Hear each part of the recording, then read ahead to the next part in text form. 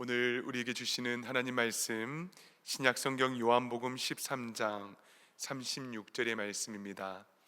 신약성경 요한복음 13장 36절의 말씀입니다.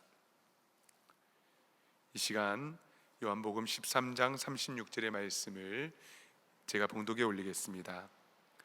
시몬 베드로가 이르되 주여 어디로 가시나이까?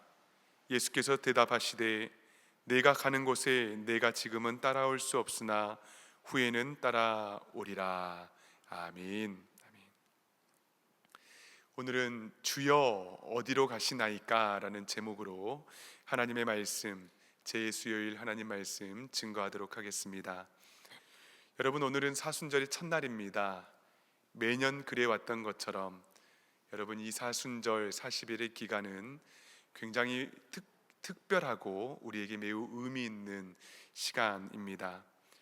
40일 동안 예수님의 말씀, 또 십자가를 더욱더 깊이 묵상하는 기간이 될 테고요, 또 이 40일의 믿음의 여정 가운데에 더욱더 주님을 닮아갈 수 있는 우리 모든 성도님들 또한 될 수 있기를 간절히 소망합니다.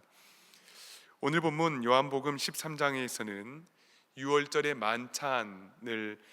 만찬의 자리에서 제자들의 발을 씻기시고 또 곧 있을 배신 그리고 이별을 담담하게 예수님께서 제자들에게 해주시는 말씀입니다. 제자들 이해할 수 없었죠. 특히 가장 가까이에서 주님을 따랐던 베드로에게는 더욱 받아들이기 어려운 말씀들이었습니다. 그래서 베드로가 예수님께 묻습니다. 주여 어디로 가시나이까? 여러분, 베드로는 3년을 따라다녔던 제자입니다. 하루 이틀 따라다녔던 군중들이 아니죠. 갈릴리에서 수많은 밤을 예수님과 함께 보냈던 제자입니다. 병든 자의 곁에서도, 또 기적의 수많은 현장 가운데에서도, 수많은 주님의 말씀의 가르침의 현장 속에서도 가장 가까이에서 예수님을 보았던 제자가 바로 베드로입니다. 여러분, 3년이 짧지 않습니다. 그런데 여전히 예수님께서 가시는 그 길을 이해하지 못했습니다. 제자라 불렀지만은 주님께서 걸어가시는 방향을 몰랐던 것입니다. 그래서 주여 어디로 가시나이까? 이 질문을 예수님께 던졌던 것입니다.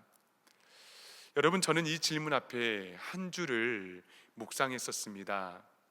그리고 이 말씀을 붙들고 묵상하면 묵상할수록 베드로를 비판하기보다는 이 질문을 그대로 반복하고 있는 제 자신을 발견했습니다. 매 순간의 선택 앞에서, 때로는 이해되지 않는 우리의 상황 속에서, 설명되지 않는 하나님의 인도하심 가운데에서 우리는 여러분 묻습니다. 주여 어디로 가시나이까? 그런데 여러분, 베드로는 십자가의 길을 이해하지 못했지만은 적어도 주님과 다른 방향으로 남고 싶지는 않았습니다. 그래서 이 질문은 사실 미성숙한 질문이기도 하지만 영적으로 보면은 참으로 정직한 질문입니다. 이런 것이죠. 주님, 어디로 가는지 모릅니다. 그러나 저를 두고 가지는 마십시오. 사랑하는 여러분, 이것이 바로 제자도의 첫걸음입니다. 신앙은 방향이 먼저입니다. 방향을 알지 못하면은요, 사명을 이루기가 어렵습니다. 방향이 흔들리잖아요. 사명이 왜곡됩니다. 주님이 어디로 가시는지 그 길을 알지 못한 채 사명을 말하다 보면은 그 사명은 쉽게 자기 욕심이 됩니다. 그리고 자기의 증명이 될 뿐입니다. 그리고 결국 자기 중심의 열심으로 변질이 되어 가는 것입니다. 여러분, 사명을 중시하는 듯 보이지만 방향이 다르다면 어떤 결과가 생깁니까? 결국 은과 금을 추구하는 세속주의에 물들게 될 뿐입니다. 여러분, 그러나 방향이 분명하잖아요. 그렇다면 사명이 조금 늦어도 괜찮습니다. 지금은 제대로 잘 감당할 수 없어도 괜찮습니다. 왜냐하면 방향이 고정된 제자는 결국 사명의 길 위에 서기 때문입니다. 그렇기 때문에 이 베드로의 질문, 주여 어디로 가시나이까? 이 질문은 부끄러운 질문이 아니라는 거죠. 오히려 우리가 매일매일의 삶 가운데에 나 자신에게 던져야 하는 질문입니다. 나는 어디로 가고 있는가? 나의 방향은, 그리고 나의 마음은 어디를 향하고 있는가? 내가 따르고 있는 그 주님은 어떠한 길로 걸어가고 있는가? 주여 어디로 가십니까? 주님 오늘 하루는 어디로 가실 예정입니까? 나 자신을 점검하는 질문입니다. 곁에 있던 도마가 또 같이 묻습니다.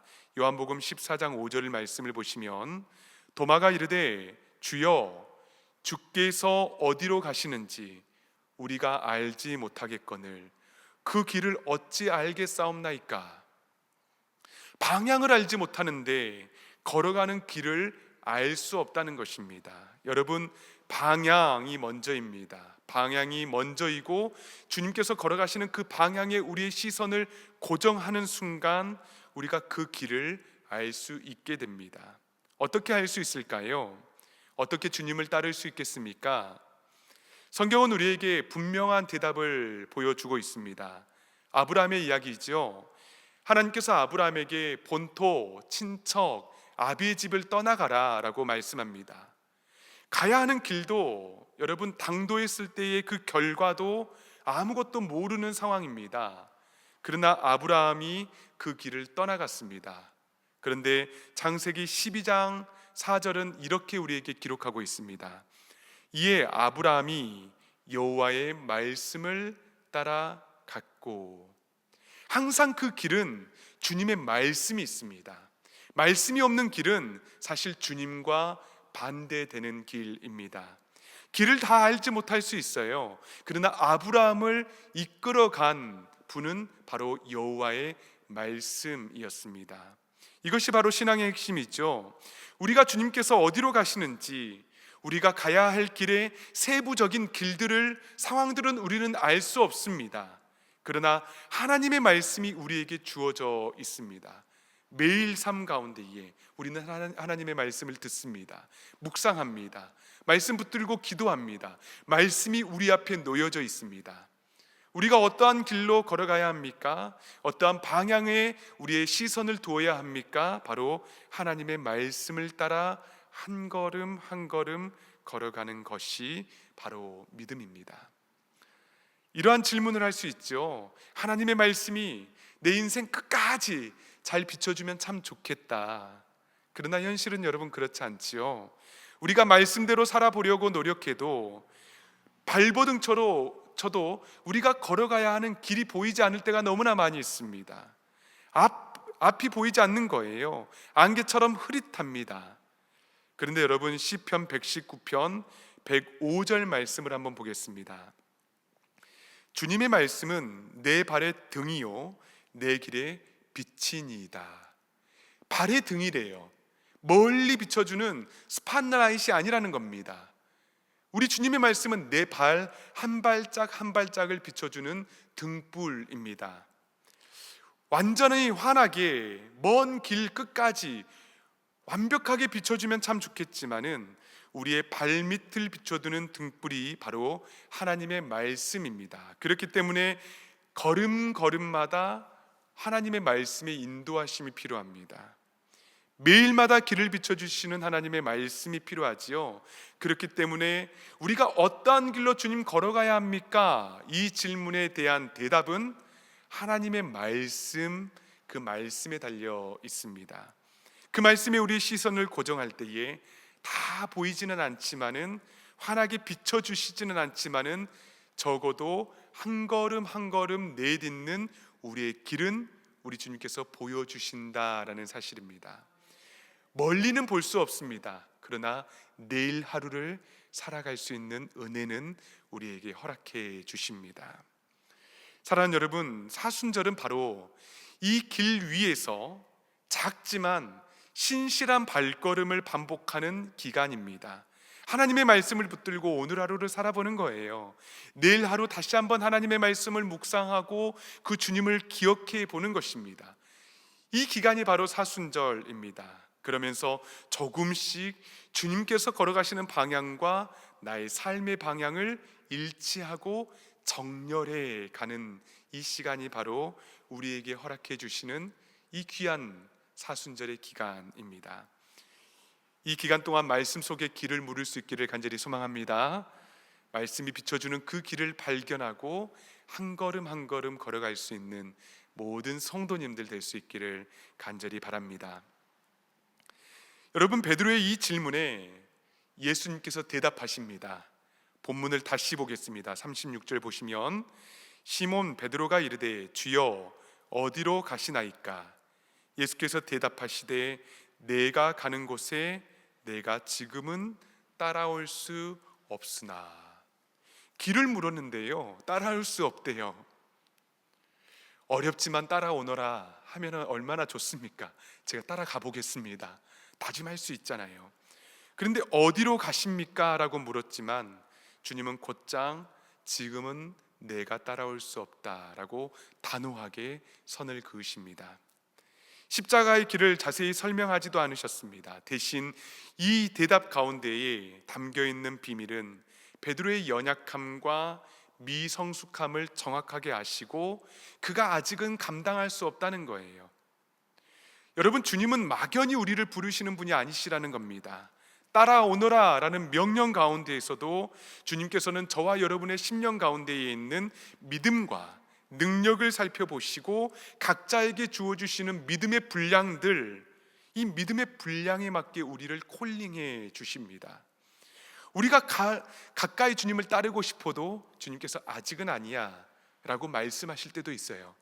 주님, 제가 지금은 아닙니다 라고 변명할 때 아니야, 지금이야 라고 우리 주님께서 우리를 즉각 순종의 자리로 부르실 때도 있습니다. 그러나 지금 여기에서 지금은 따라올 수 없으나, 이 주님의 말씀 앞에 여러분 베드로의 확신이 무너졌습니다. 결단이 무너졌습니다. 자기 확신 있지 않습니까? 그것이 와르르르 무너지는 시간이었습니다. 그는 주를 다 버릴지라도 나는 버리지 않겠습니다. 나는 주님을 따르겠습니다. 확신을 가지고 주님 앞에 말씀했던 인물입니다. 그런데 여러분 어떻습니까? 확신 있게 말했지만은 그가 가진 확신이 십자가를 감당하게 한 것은 아닙니다. 확신과 여러분 믿음은 다른 거예요. 내가 가지고 있는 확신은요, 무너져야 합니다. 주님께서 세워주신 믿음은 세워져야 합니다. 여러분, 우리가 이 두 가지를 잘 분별해야 합니다. 우리가 신앙생활을 할 때에 내 확신인가, 내 결단인가, 아니면 주께서 우리에게 세워주신 믿음인가. 그런 의미에서 사순절은 나의 한계를 솔직하게 직면하는 시간이에요. 특별히 제2수요일은 어떤 날입니까? 너는 흙이니 흙으로 돌아갈지니라 반복해서 외치는 시간입니다. 우리의 유한함, 자기 확신은 무너지는 시간이 바로 제2수요일이라는 거예요. 내 결단들, 내 확신들, 내 교만들 무너지는 시간이 바로 오늘입니다. 그리고 아직까지 제대로 따라가지 못하지만은 주님과 겸손하고 정직하게 마주하는 시간이 바로 오늘 제2수요일입니다. 여러분, 우리 주님께서는 우리의 연약함과 부족함에도 불구하고 그 자리에서 우리를 불러주시고 또한 우리가 그 길에서 벗어나지 않도록 우리를 붙들어 주십니다. 오늘 하루 넘어져도 괜찮습니다. 다시 일어나 걷는 그 길이 바로 믿음의 길입니다.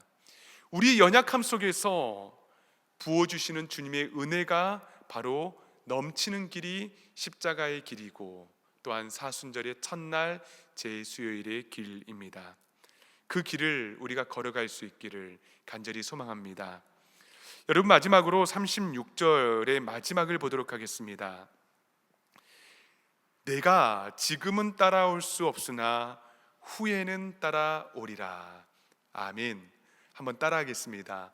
후에는 따라오리라. 후에는 따라오리라. 베드로에게 주시는 말씀이에요. 우리 각자에게도 말씀을 주시겠죠. 당장 따라오리라, 혹은 후에 따라오리라, 반드시 따라올 줄 믿는다라는 말씀입니다. 여러분, 십자가의 길은 결코 우리가 따라갈 수 없는 길이 아니라는 거예요. 따라갈 수 있는 길이라는 겁니다. 그러나 베드로에게는 후에는 따라오리라 라고 말씀하고 있습니다. 우리의 할 수 없음이 고백이 되는 때에 하나님께서 하실 때라는 것을 말씀하고 있는 거예요. 지금은 따라올 수 없어 베드로가 철저하게 다락방에서 느꼈을 때에, 우리가 말씀을 나누었지요. 다락방에 기도로 자신을 올가맸을 때에, 기도라는 기둥에 자신을 묶어냈을 때가 바로 할 수 없다라는 고백이 넘쳐났을 때입니다. 그러나 그때에 성령 하나님께서 베드로에게 임재하셨고 후에는 따라오리라, 이 고백이 실제가 되는 장들이 바로 사도행전의 말씀들입니다. 여러분, 지금은 따라올 수 없으나, 이 지금이 어느 때입니까? 나의 의지, 혈기, 인간적 결단이 지배할 때가 지금은입니다. 그런데 그 결과가 어땠습니까? 닭울음 소리에도 좌절했습니다. 그러나 후에는 따라오리라, 그 후는 어떤 때입니까? 주님의 부활을 마주하였고 약속하신 성령을 경험했을 때. 우리가 어떻게 주님을 따를 수 있습니까? 성령 하나님을 경험할 그때가 우리가 주님을 따를 수 있는 때입니다. 그렇기 때문에 여러분, 우리가 주님의 말씀 가운데 길을 물으십시오. 그리고 그 길을 한 걸음 한 걸음 걸어가기 위해서 성령 하나님의 도우심을 구하시기를 바랍니다. 그러면은 지금은에서 후에는으로의 변환의 역사, 전환의 역사가 우리 영혼 가운데에, 우리 삶 가운데에 일어날 줄 믿습니다. 여러분, 욥기 23장 10절 말씀을 보겠습니다. 내가 가는 길을 그가 아시나니 그가 나를 단련하신 후에는 내가 순금같이 되어 나오리라. 아멘. 여러분, 우리가 가는 길을요, 우리 주님 아십니다. 때로는 갈짓자로 이쪽 저쪽으로 흔들리기도 합니다. 때로는 넘어질 수도 있어요. 그러나 우리 주님께서 우리 모든 발걸음을 아신대요. 그리고 시련과 때로는 고통과 눈물과 아픔을 통해서 우리 주님께서는 우리를 단련시켜 주시고, 결국 우리 주님의 목적은 무엇입니까? 저와 여러분을, 사랑하는 주의 백성들을 정금처럼 나오게 하는 것이 우리 주님의 목적이 되는 것입니다. 베드로의 후에는과 욥의 후에는 같은 의미를 담고 있는 것이죠. 당장 이해되지 않는 고난의 길, 때로는 왜 내 상황과 환경이 이러한 많은 기도의 제목들로 막혀 있는가, 때로는 우리가 질문할 수 있습니다. 그러나 그 우리의 삶의 무게는 여러분, 우리를 무너뜨리는 것이 아닙니다. 결국 우리를 단련시키고자 하시는 하나님의 놀라운 과정, 섭리인 줄 믿으시기를 바랍니다. 여러분, 불순물이 가득한 상태로는 십자가를 질 수 없거든요. 그래서 때로는 주님께서 우리를 지금은 할 수 없는 자리에 두시곤 합니다. 내 힘을 빼게 하시는 거예요. 내 자아를 태우는 겁니다. 오직 주님만 의지할 수 있도록 기도의 무릎을 단련시켜 주시는 과정입니다. 그리고 그 단련의 시간이 지난 후에는 우리는 비로소 주님이 걸어가신 그 십자가의 길, 생명의 길을 걸어가는 순금 같은 제자가 되는 줄 믿으시기를 간절히 소망합니다. 사랑하는 여러분, 지금 내 모습은 부족합니다. 연약하여 할 수 없는 것 같지만은 주님께 올려드리는 이 정직한 고백, 주여 어디로 가십니까? 나는 어디를 따라야 합니까? 이 정직한 고백을 우리 주님께서 간절히 받으시기를 소망합니다. 그리고 결코 할 수 없는 자리에 우리를 두시는 분이 아니라 하나님의 때에 우리 또한 그 길을 걷게 하시며 그 길, 십자가의 길, 생명의 길을, 제자의 길을 걷게 하시는 분을 우리가 의지할 수 있기를 간절히 소망합니다. 여러분 시편 16편 11절 말씀을 이 시간 한 목소리로 읽도록 하겠습니다. 시작. 주께서 생명의 길을 내게 보이시리니 주의 앞에는 충만한 기쁨이 있고 주의 오른쪽에는 영원한 즐거움이 있나이다. 아멘. 여러분, 이 길의 끝은 어디입니까? 생명의 길, 기쁨의 길, 영원한 즐거움의 길입니다. 이 길 붙잡으셔야 합니다. 이 길 걸어가셔야 합니다. 작년 성지순례 때의 이야기를 드리고 잠시 말씀을 이제 마치도록 하겠습니다. 작년 성지순례 때에 로마 근교에 아피아 가도라는 곳에 자리를 잡은 코바디스 도미네 교회라는 곳을 방문을 했습니다. 여러분, 로마 하면은 딱 한 문장 떠오르지 않습니까? 모든 길은 로마로 통한다. 정말 길이 많더라고요. 중요한 길들도 많고요. 그런데 그 많은 길들 중에서 아피아 가도가 가장 유명한 길입니다. 사도 바울이 로마로 압송이 될 때에 형제들이 그 길에서 사도 바울을 마중했던 길이 바로 아피아 가도입니다. 여러분, 그 길 가까이에 화려하지 않고 아주 작은 예배당 하나가 있습니다. 전승에 따르면 로마의 박해가 극에 달했을 때에 성도들의 권유로 베드로가 로마를 탈출을 했다고 합니다. 더 많은 곳에서 복음을 전해야 한다고 그러한 명분을 가지고 아피아 가도를 달려서 도망치던 그때에 그 길의 끝에서 반대편에서 걸어오는 예수님을 만났다는 것이죠. 그리고 그 예수님 앞에서 베드로가 묻습니다. 도미네 코바디스, 주여 어디로 가시나이까? 그때 예수님께서 대답하십니다. 내가 나의 양들을 버리고 도망쳤으니 나는 다시 십자가를 지러 로마에 간다. 여러분, 이 대답 앞에서 베드로가 무너졌습니다. 통곡했습니다. 그리고 다시 로마로 향하였고, 그리고 그곳에서 십자가를 거꾸로 지고 순교를 당했다라고 전승되어지고 있습니다. 여러분, 그 작은 교회에서 제가 참 많은 눈물이 났고 감동이 되었습니다. 그때 하나님께 물었습니다. 주여 어디로 가십니까? 제 마음속에 간절한 질문이었습니다. 주여 어디로 저를 이끄실 생각이십니까? 그리고 그곳에 작은 방문록이 있었거든요. 그리고 그곳에 모든 성도님들이 다 나간 후에 제가 이렇게 글을 적었습니다. 주님, 길den교의 모든 성도들이 주님께서 걸어가신 그 생명의 길을 걷게 하옵소서. 길den교회가 개척되기 전이었습니다. 믿음으로 방명록에 글을 적었습니다. 주님, 길den교회 모든 성도들이 그 길을, 생명의 길을 걷게 하여 주시옵소서. 여러분, 우리에게 필요한 길은 아피아 가도의 화려하고 유망한 그러한 길이 아니라는 것이죠. 우리가 걸어가야 할 길은 어떠한 길입니까? 바로 생명의 길, 십자가의 길. 그 길을 우리가 걸어가야 합니다. 때로는 지금은 따를 수 없으리라 라고 우리 주님께서 잠시 우리에게 시련과 고통과 또 주저앉음과 아픔을 주실 수 있습니다.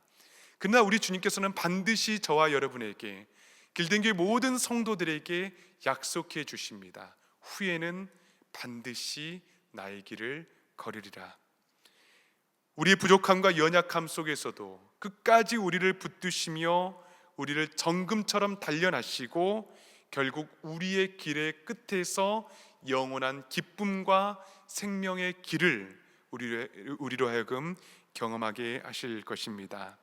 사랑하는 여러분, 그 길을 걸어갈 수 있는 길den교회 모든 성도님들 될 수 있기를 간절히 바랍니다. 아멘.